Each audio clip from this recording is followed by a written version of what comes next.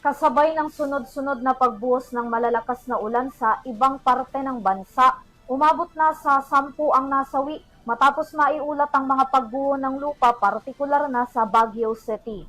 Tuloy-tuloy pa rin ang search and rescue operations ng mga otoridad. Narito ang report ni Son Santiago.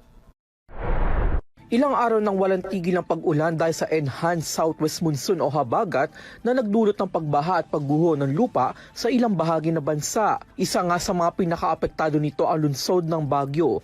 Gabi nga nito Linggo, August 9, dahil sa walang humpay na sama ng panahon, isang landslide ang naganap sa Purok 2, Barangay Gisad Surong, kung saan 3 bahay ang natabunan.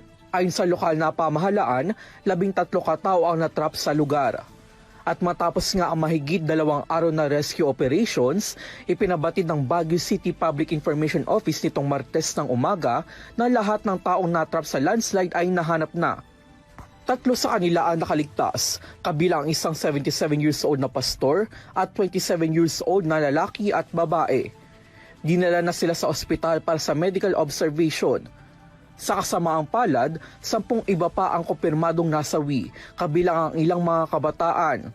2 taong gulang nga rito ang pinakabata. Sa kanyang Facebook post, malungkot at nagpahayag ng pakikiramay si Baguio City Mayor Benjamin Magalong sa mga pamilyang nawalan ng mahal sa buhay.